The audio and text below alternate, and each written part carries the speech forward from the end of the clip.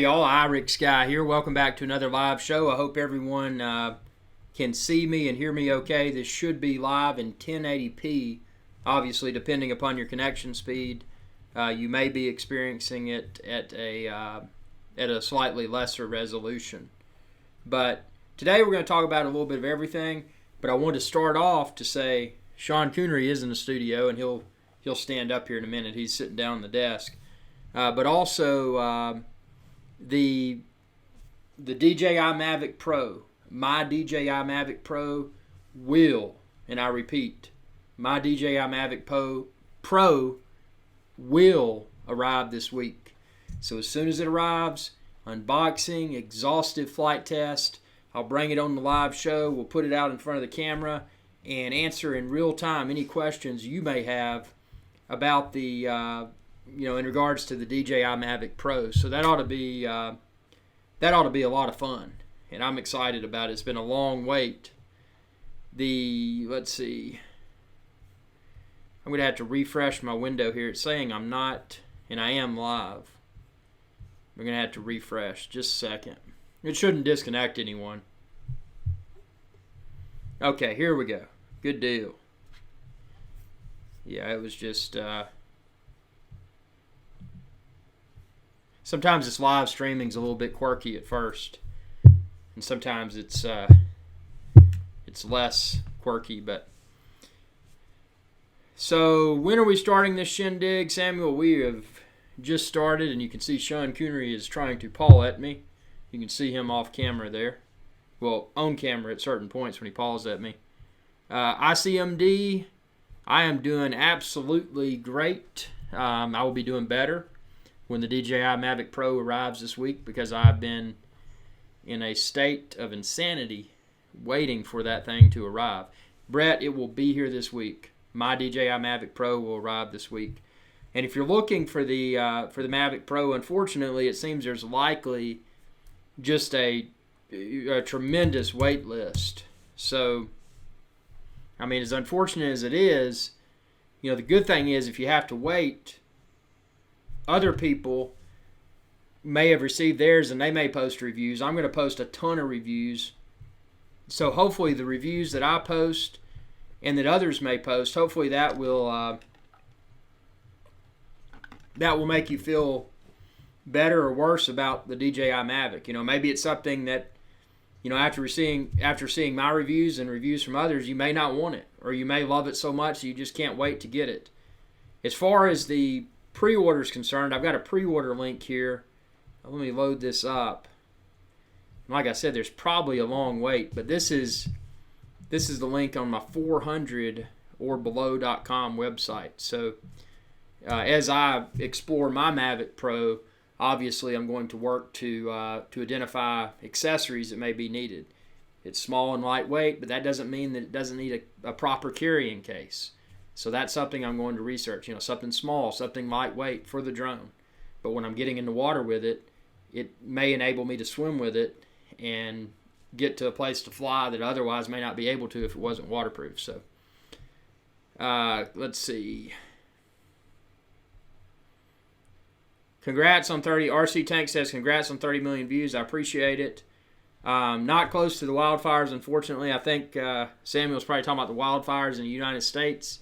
There's a horrible, absolutely horrible wildfire in a place called Gatlinburg in Tennessee. So there's a lot of people that are in a extremely bad situation there. So let's see. Brett says, hope mine does too.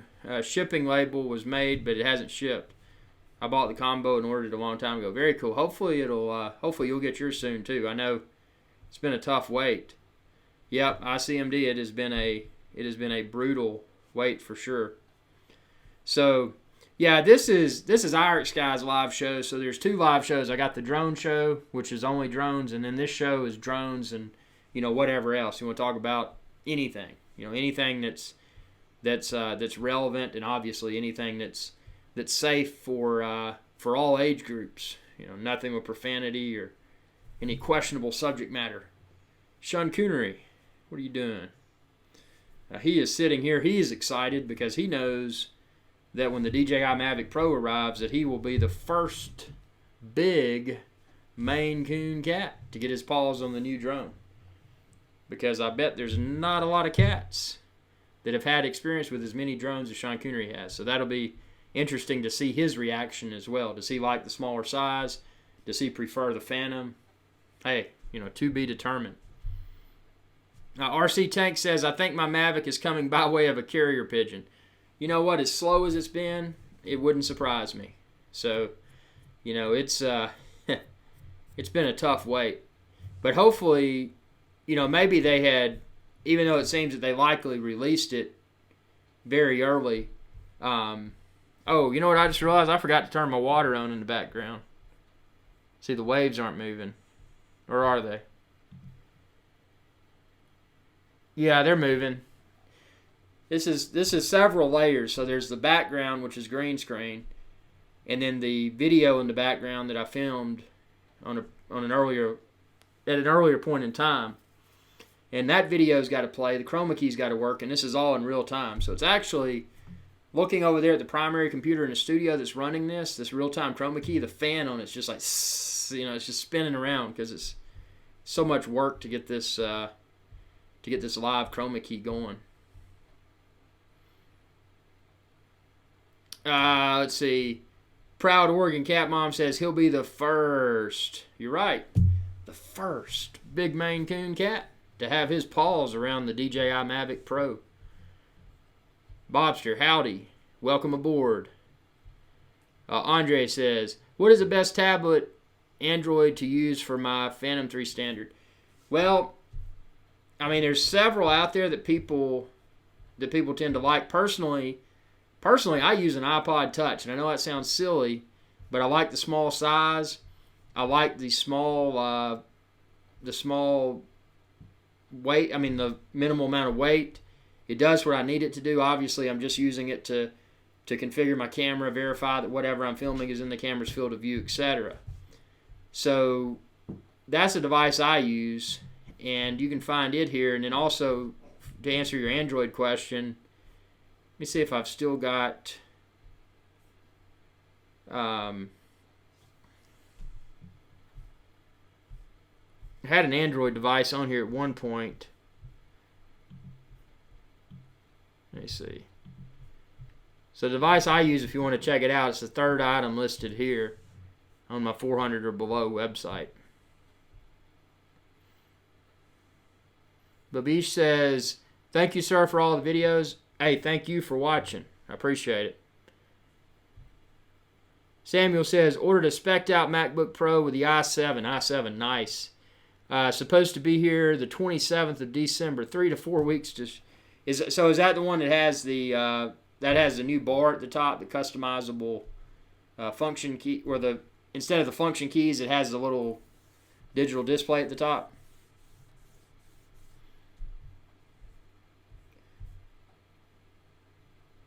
Cool.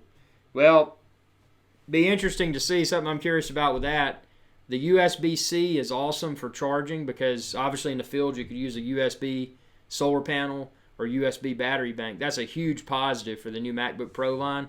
But I'll be curious to see what you think about having to use, I don't think there's an SD card slot, and I'll be curious to see how quickly you find devices that are USB-C versus USB. So if you're using an external hard drive, be curious to see what you're using for that and any other things that you may run into. Yeah, Nate Sarag says new MacBook Pro has no SD card slot. Yeah. I think, I think in a few months it'll be great, after we get more devices out that are USB-C friendly. But, I mean, right now, to be frank, this right here is just the base model. Let's see, which year is this? This is the smallest MacBook Pro with Retina. This is early 2015 MacBook Pro 13-inch with Retina, 2.7 gigahertz Intel Core i5, 8 gigs of memory, and it's only got 128 gig flash. But even with 128 gig flash, I've got 65.6 gigs currently available because I store all my photos in iCloud, and then when I do editing in the field, I have the external USB 3 hard drive that I use, and it just makes it convenient. But I really like the look of the new MacBook Pros, and I like that they have the USB-C, but I'll be curious to see what your experience, when we have a future live show after you've used it for a few weeks, what your thoughts are about the new MacBook Pro, because it's caught my eye. And I really like the, what do they call it, the space gray color instead of silver. You can get in that space gray. I think that looks slick.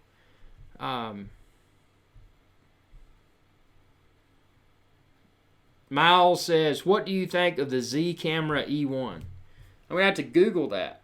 I'm not even, off the top of my head, I'm not familiar with it. Let me see. Thanks to Google. Hopefully find it pretty quickly here.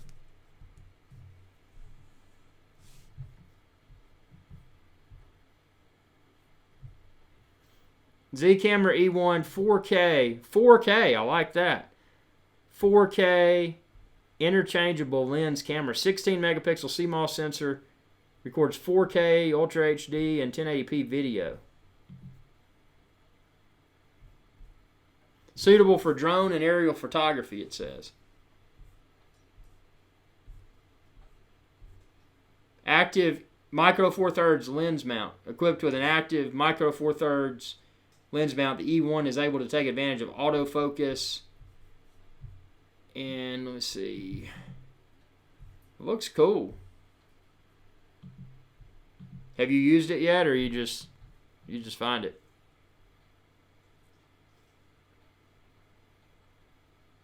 How do I stop pixelization on the video feed of Phantom 4? Well, this may help. Let me get you a link.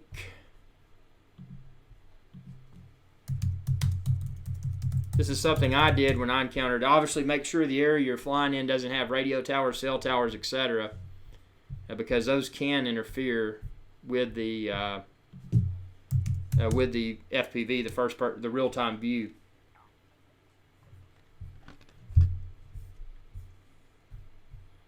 So here is a tutorial that you may want to check out. This may provide some useful tips for you. It may make it a better. Excuse me, I got the hiccups. Ate too much junk for dinner.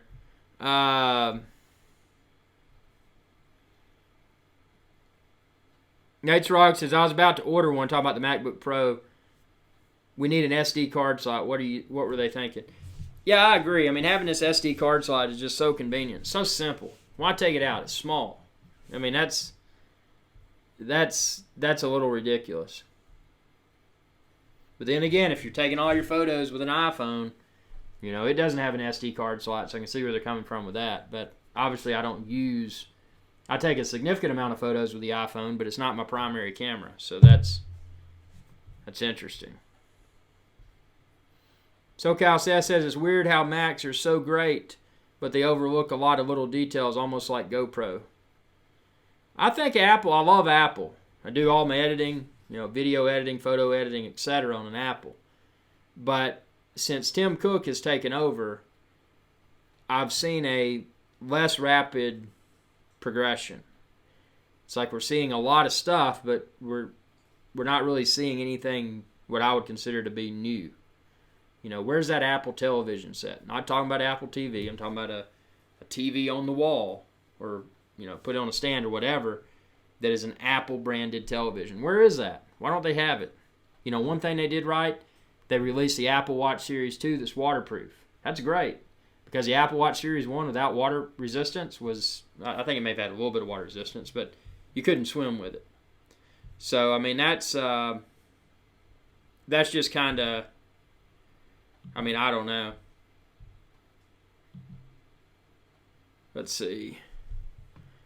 So, let's see. Let's scroll back up here. What do you do in Final Cut Pro on your MacBook? So, my MacBook Pro is not my primary Final Cut Pro editing machine. That's my iMac with Retina, my desktop. Because with it, I can edit the 4K video. It's faster. And then I can actually proof the 4K video from the 5K display on the iMac with Retina before I publish it to the internet in 4K Ultra HD. Now I can edit and also export and upload 4K video from my MacBook Pro. It's not as fast, but I can do everything except watch it in 4K from my MacBook Pro. So a lot of times when I'm in the field, I'll take my external hard drive with me and I'll store all my video clips on it. And I'll do some edits while I'm in the field to keep content coming. You know, I never want to be with this channel in a lull. You know, even if I have scheduled posts, I never want to be in a situation to where I'm not continuing to pump out content for the viewers. So, you know, I do a lot of field edits with the MacBook Pro.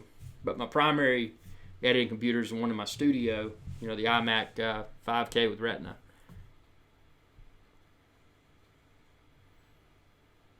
Miles says, on the fence between the Z1 and the E6300. Well, you know, these are just my thoughts. The Z1 looks cool, but think about it. If you got the Sony 6300 or even the 6000 for that matter, with it you're getting into E-mount lenses, and you could use FE. You could actually buy the full frame lenses. So in the future, if you went with something like an A7 series full frame, A7R2 full frame camera, or whatever the next iteration is, if you went ahead and bought that full frame glass, you could use it with the A6300. But then if you upgrade in the future, you're not having to rebuy the lenses. And that would be the thing if you went with the other option, the Micro Four Thirds. You know, you may be getting something that you're not exactly super proud of from an image quality perspective. And then you've got all this, you know, these lenses that, you know, if you did, I'm a big Sony dude. I've been around the block with cameras, so I've just found that they work the best for me for what I do with my experience level. And for that reason, it would be hard for me to step away from the Sony E-mount system. All the lenses I have, I've got 3 lenses right now. I've got the Batis 25mm, the Batis 85mm, and then the Loxia 50mm. The Loxia is also a full frame lens, but it's manual focus. But it has the XEF data that it sends to the camera. So even though it's manual, you can still see what's going on. Yeah, I mean that's just my opinion. And again, I haven't had my hands on this Z camera, so I don't really know. You know, I can't speak from personal experience with that camera, but I can the A6000. And I tell you what, if you're not wanting to get into interchangeable lens system, this little sucker right here is a really good good camera in my opinion. Let's see, it's loading up. And I mean, it's a bridge camera, but I found it to be great for photos and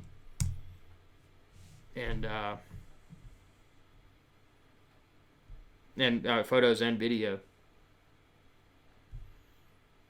Nate's Rock says, any idea how much money YouTube folks make who have like 1 million followers? We're talking, well, you know, obviously I wouldn't, that's something we wouldn't want to talk about, it's YouTube earnings, but I mean, I know there's people that, I know people personally that are doing better than a lot of CEOs.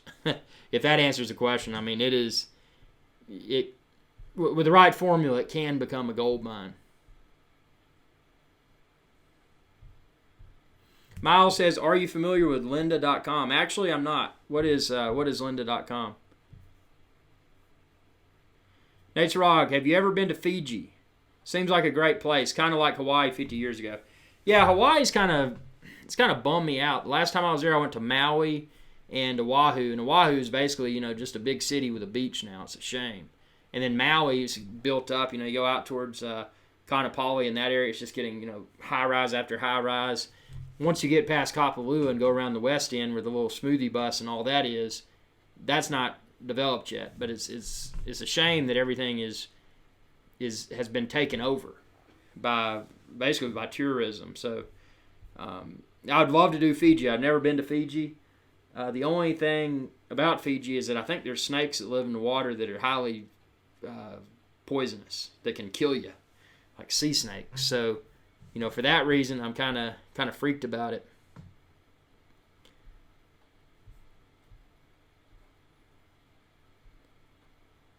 Let's see. Have you seen the new Sean Connery 85mm lens for the Phantom 4 Pro? Yeah, that'd be pretty funny. The big Phantom 4 lens. Yeah, the Panasonic, a lot of people say a lot of good things about that. And also it's not the GH4, the king of the crop for, I used to shoot a GH4. And it was pretty good, but I didn't find the color saturation to be as good as the Sony's. But, yeah, that FC 10,000s, that's pretty cool.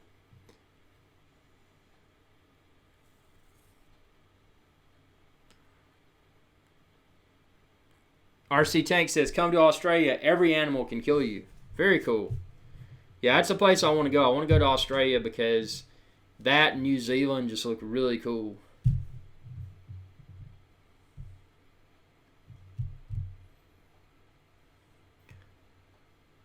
Cool, I'll have to check that out. I've never, a lot of tutorials, a lot of the stuff I do is just pretty much trial and error. And if I get stuck, it's funny, if I get stuck, I always do a Google search, and it most of the time points me to a YouTube video, and it tells me how to do it. So, are you using your Sony PXW-Z150 anymore? Well, it's funny you say that. Actually, that camera, and again, it depends. Let me get a link so everybody can see what we're talking about here.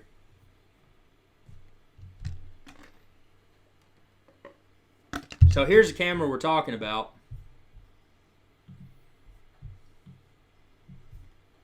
And it's a good camera. You're using it in a studio or something, it's really good. It does not have interchangeable lenses. But the lens that it has is really, really good. The things that I found with it, well, number one, for me, and I'm all about travel size and travel weight, trying to keep it as light as possible. There's no way I could, if I was using that for studio only, it would be a great camera, or camcorder rather. But to take it out in the field, it's just too cumbersome. And I mean, it's I don't know, it's hard to beat, to be frank. When I pair the A7R2 with the Zeiss prime lenses, it's next to impossible to beat the image quality and the color. I mean, that's been the biggest thing, is being able to even come close to that. And the A7R2 is not perfect, but with the firmware updates, I haven't had any overheating issues. And the battery life's not that great, but the batteries are so small and lightweight, just take a ton of them. Yeah, SoCal says I love the RX100 Mark IV. It's easy to carry around. Yeah, it is a great camera. The RX100 Mark IV is, for everyone that's not familiar, I mean, it's just a super compact, yet very nice Zeiss lens on it. And it's, if you want to carry it around and be able to shoot some video, it's a great option. Now, keep in mind with it, though, 4K video clips are limited, I think, to around 5 minutes. So that was my only. Had that not been the case with the RX100, I would have stuck with it for a while. But that 4-minute duration limitation was too much, and that's actually when I migrated. So I migrated from the RX100 to the RX10, which is also a fixed lens camera, but it didn't have the 5-minute 4K video filming duration issue. So, I shouldn't say issue, I should say limitation. It's not a defect. But, and then the trade-off is that was a bigger camera, so it wasn't something you would take to the same places you would take the RX100. So, there's pros and cons to each. And now I use the A7R2 with the lenses that I had mentioned. I found it to be I think it's. I mean, in my opinion, it's the best thing on the market today. And they'll probably come out with A7R3 here. Within a few. People are speculating the first part of 2017. So, but hopefully they'll stick with the E-mount lenses for the long haul, because I'd hate to, all these lenses that I bought and then have to what am I trying to say? Have to buy new glass. I don't want to do that. So what else do we have here? Let's see. Do you plug in your drones to recharge them? Well, don't plug in the drones, but I plug in the batteries that the drones use. So, yeah, I mean that's something that, and to be frank, I haven't flown that much recently because I'm kind of in a weird spot right now. I'm waiting on my Mavic Pro, and it will be here this week. So I haven't been flying as much, haven't been having to recharge my drone batteries as frequently because I just, haven't been flying that much. SoCal Seth says, 4K isn't as important for me yet. I find most people view on tablets and phones. That's actually interesting. I'll watch my Google Analytics very closely, and the percentage of mobile device users versus traditional desktop or laptop users, it's the majority. It's crazy how many people are watching that. But with that being said, you're definitely correct. I mean, a lot of those devices are not 4K, so when they watch it, yeah, it's going to look a little bit sharper than 1080p because it was filmed natively in 4K and was published in 4K, but I can see where you're coming from. My thing has been with the 4K and being an extremely early adopter has been more of a, all these videos that I'm taking the time to film and produce, they'll remain current for a longer period of time because ultimately we're going to see 4K hit the small devices, and we're going to see greater than 4K hit the TV set. So when TV sets, when 8K or whatever the next thing is becomes mainstream, and 4K starts to seem obsolete, 1080p is really going to seem dull. People aren't going to watch 1080p because it would just seem like yesterday's technology. This is in 1080p, so it'd be interesting. SoCal Seth on your mobile device. How does this look? I mean, this is just it sounds crazy to say it. This is a USB camera. It's not even the rig that I had set up. Man. Hey, Sean Cooner, you want to come back on the stage? Sean Cooner.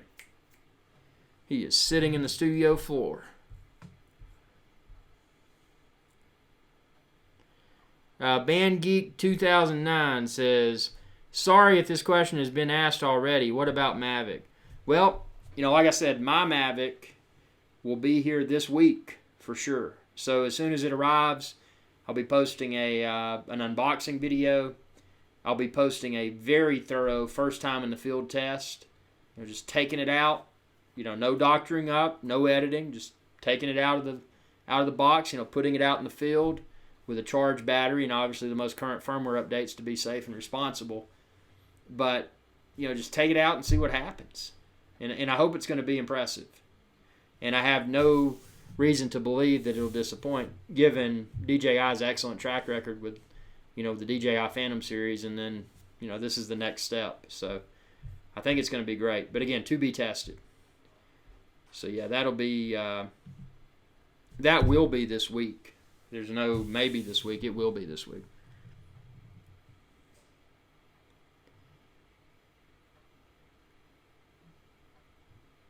SoCal Seth says, looks okay to me, but I'm not too particular about it. Thanks. Yeah, this is just a little USB webcam. So, and the real time video is probably not as crisp as it'll be after the live show concludes, and then it uploads. And then it's in a better it's in a better process state instead of streaming. So that'll be interesting. Sean Coonery is sleeping in the studio. He said, oh, yeah, and he said, by the way, there's going to be the next step for the studio is going to be multiple cameras. So there'll be there's going to be like an unboxing area. There's going to be a stage, and then there's going to be like the desk. So this, what you're watching now with this live show, it's more of a proof of concept. You know, just a visual indication of where IrixGuy's Adventure Channel is heading. So, you know, it's a learn as you go process. You know, it's not a not a fancy multi-channel network or anything here. We're just, you know, independent channel. So what else is going on? We got, we're talking about laptops, and there's Brad Ola. Let's see. BandGeek says, awesome, thanks, can't wait for that, and Phantom 4 Pro, of course. You know what's funny? If the Mavic impresses like I feel it should, I'm not going to feel like I'm missing anything by not having the Phantom 4 Pro. I mean, I'm going to be upset that the Mavic, at least at this point in time, does not have 4K 60 or a 1-inch sensor on the camera. But I remain optimistic that the Phantom 5 or the Mavic Pro 2 or whatever they call it, the next drone, that it'll likely have that or better. So if you get the Phantom 4 Pro, I'd be interested to see, you know, to hear your feedback after you've flown it. I mean, it seems like something that will likely be just like the Phantom 4 with a few additional features. So, I mean, the Phantom 4 is great. I mean, it's absolutely amazing. The intro to this live show, I filmed that with my Phantom 4. So, I mean, it's absolutely rock solid aerial platform. So, I don't know what a 1-inch sensor is when you're looking at cameras. And let me read, because I'll rattle off what I say about a 1-inch sensor. But if you look at your, let me see. I'm going to read something here that'll make more sense.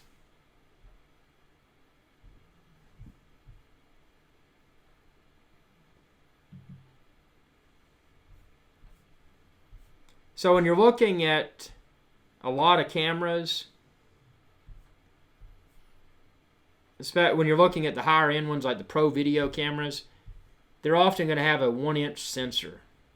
And that just has to do to say this in a non-technical way, the bigger sensor is it's likely going to create, you know, better image quality.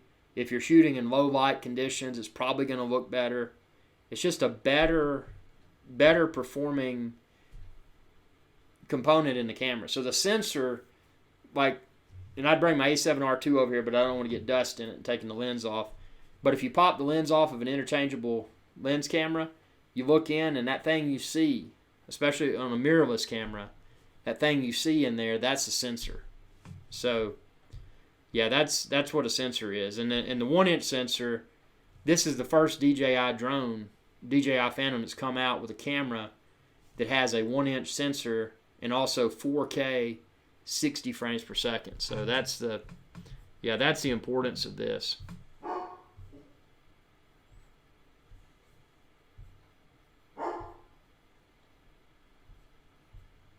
But yeah, we got Greg says, curious to hear why you prefer to shoot in 30p as opposed to more cinematic 24p.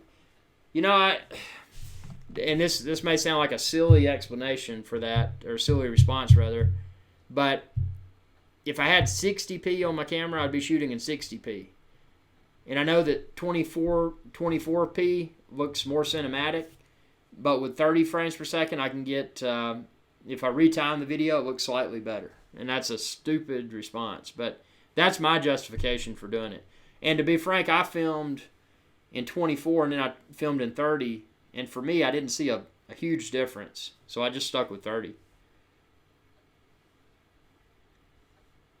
So yeah, all the 4K videos you see on my channel, they're 4K 30, so that's, you know, I wish I had a better response, but that's why I've done it.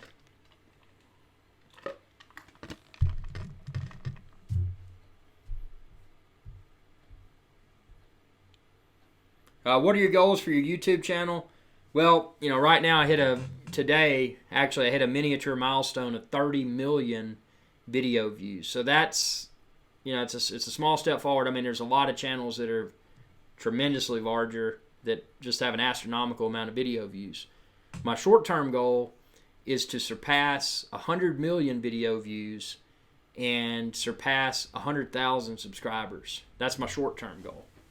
My long-term goal here is to create something, where with YouTube there's an opportunity that previously did not exist. And, well, it did exist, but it existed only for people with, an enormous amount of wealth, people that could approach the large television networks and say, hey, I've got an idea for a show. Let's do it. And throw some cash in their face, and then they did it. And maybe they got on TV, and maybe it was successful. Maybe it lasted,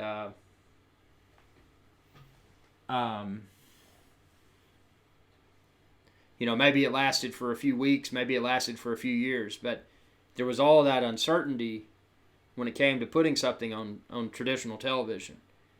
And if it didn't perform well, that was a lot of money lost. So a lot of people that had the opportunity to do it, even if they lost money, they probably didn't care because they had so much money. YouTube's a unique animal because with YouTube, anybody can do it. If you've got an idea in mind for a video, think about it. What I do, I always think about video ideas. I jot them down in my notes on my iPhone. And then when I go to film the videos, I've got a to-do list. So I've always got a new video idea. And that's one, how I operate. And if it wasn't for YouTube, I wouldn't have this opportunity. I mean, ultimately, my long-term goal is to look back and be like, okay, I was not part of a network. I wasn't even someone with a background in broadcasting and or videography. But, here's what I've done. That kind of thing. Just did it. Here it is. And, here it is 5 billion video views later. That kind of thing. I mean, it's kind of a personal challenge, but, it's a way to be creative, productive, and relax concurrently. It's something that can that can. I know it sounds crazy, but I mean, I just don't. When it comes to relaxing, I'm not one to sit down and watch TV. It's mindless. It provides no value, in my opinion. I'm not one to sit down and play a video game. It's mindless. It provides no value. But YouTube, you can sit down, you can be creative, you can have a good time with it. You can, strike up conversations with others online. You can potentially post a video that becomes viral. There's one video I've got now. It's one of the Sean Connery videos. I think it's got 1.2 or 1.3 million video views just for one video. I mean, it's crazy. Do you save all of your videos after you post them on YouTube? So I've got, I think right now I'd have to count them up, but I've got about, I think 120, and this sounds ridiculous, not 120, 80 terabytes. I have about 80 terabytes of storage. So I don't keep everything. So if I film something in front of the green screen, it's just a face-on video segment, and it would provide minimal future value in the future, I won't keep that. But the backdrop that I used on the green screen, I would definitely keep that. Like the backdrop that you see here, this is a backdrop that I filmed in, let's see, where was this one? Yeah, that was Anguilla. That was Meads Bay in Anguilla. And actually the house back there, that's a house that Justin Bieber, he rents it out a lot on the point behind my head. So I'll kind of move over here so you can see. But I keep that kind of stuff because I don't want, I don't want to lose valuable content. I'm trying to slide over here so you can see that house. But yeah, so I'll keep all the good stuff, but just me talking in front of a green screen, I delete that. But it still adds up, especially 4K, even with the compression of the A7R2 camera, and then also the Phantom 4 and the Phantom 3 Pro. That stuff becomes really large. Brad says, you seem like you're more interested in video views than subscribers compared to the other YouTube channels. Well, I'm actually interested in both, and in the short run, I'm super interested in subscribers because when I hit 100,000 subscribers, if it's still out there, and I want to hit it very soon, but there's a trophy, so I'll get a trophy from YouTube that I can hang on the wall for hitting 100,000 subscribers. Why they don't do one at 50,000 subscribers, I don't know. Because the silver is what you get at 100,000. I think the gold is maybe 1 million. But I wish they had a 50,000 bronze or something. That'd be really cool. But yeah, both are important to me. I mean, obviously the views are important because I like that metric. But the subscribers, and I attribute a lot of the lack of subscribers on my channel to the early days of YouTube. When I first started out, I didn't know anything about it. I went out on a cruise ship and I posted some videos, and YouTube invited me to become a YouTube partner. And then I got hooked. But in the beginning, there was no sense of I didn't have an understanding of what subscribers truly meant within the YouTube ecosystem. So, I wasted too much time in the beginning. I didn't have my call for actions. I didn't have my intro graphic and my outro graphic saying, hey, if you like this video, subscribe, share with others, and like. I didn't insert those call for actions. I didn't insert the annotations where they could click and subscribe. And as a result of that, I'm falling behind. I mean, I haven't even hit 50,000 subscribers yet. So, that was an important lessons learned. I mean, it was, how would someone have known? And a lot of that, in the beginning, in the initial days of YouTube, it wasn't really as understood. Like most all Google products, Google is a data company. They're all about analytics and collecting data. They want to collect all this information and give it to people to see what people do with it. So part of that, especially with YouTube in its infancy, they've got this tool, but they just throw it out there and they want to see what people do with it. And then to respond to how people use the tool, they may add enhancements, like a recent enhancement that you may have noticed in the videos. If you go to the end of my videos and other videos, there's a little playlist video that pops up, and then there's a subscribe button beside it. That's inserted. That's a new feature that YouTube added. It's better than annotations because annotations were only visible on desktop and laptop devices. They weren't visible on mobile. So if you had like a subscribe button in an intro or outro clip and you were using an annotation, the only people that could click that to subscribe had to be on a desktop or laptop. And as we mentioned earlier, with the mass adoption of mobile devices, the majority of viewers coming from mobile devices, that was really gimping the amount of subscribers that would be able to click and subscribe because they were on a mobile device and the annotation wouldn't work. So that's an improvement. Just an example of how Google, learns how people utilize their products, and then they optimize those products to make them better for their content creators. So, you were also asking other goals.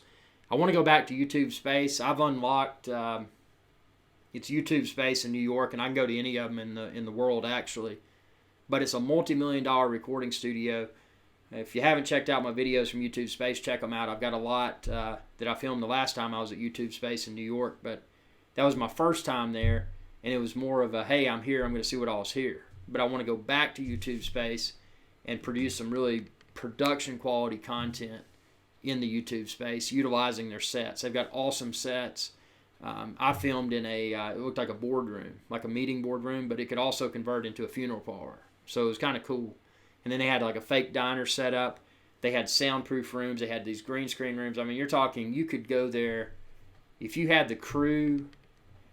And the thing is, you can borrow equipment, so the equipment's not an issue. I mean, you can check out Sony FS7 cameras. They've got RED cameras, everything, lighting, microphones. It was just a really cool experience. So that's something that's a goal that I have for YouTube. I want to get back. Get back in a YouTube Space in 2017 and really produce some rock solid content. But that's it in a nutshell. I mean, I'm loving this YouTube, and it's been a fun ride so far. Obviously not anywhere close to where I want to be with it, but the only way to meet or exceed one's goals is to keep innovating and to keep finding what works and optimizing.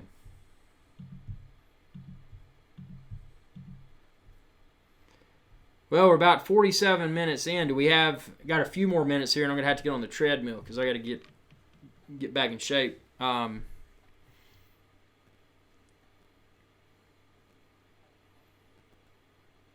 Yeah, so I'm going to go ahead and call this live show. But I will be having a new live show soon, and we will be all over the DJI Mavic Pro. It's going to be super fun. I hope it doesn't disappoint. But I wanted to say thanks everyone for tuning in. Thanks for your comments, your subscriptions, your likes, sharing with others. Because seriously, without all the viewers out there, this channel would not be able to exist. You know, it's your subscriptions and your views that enable my channel to continue to grow. So with that being said, thanks for watching, and be sure to subscribe. YouTube.com/IrixGuy. Y'all have a good day. Hey y'all, IrixGuy here. If you enjoyed this video, please be sure to subscribe, like, and share. It's viewers like you that enable my channel to continue to grow. Thank you.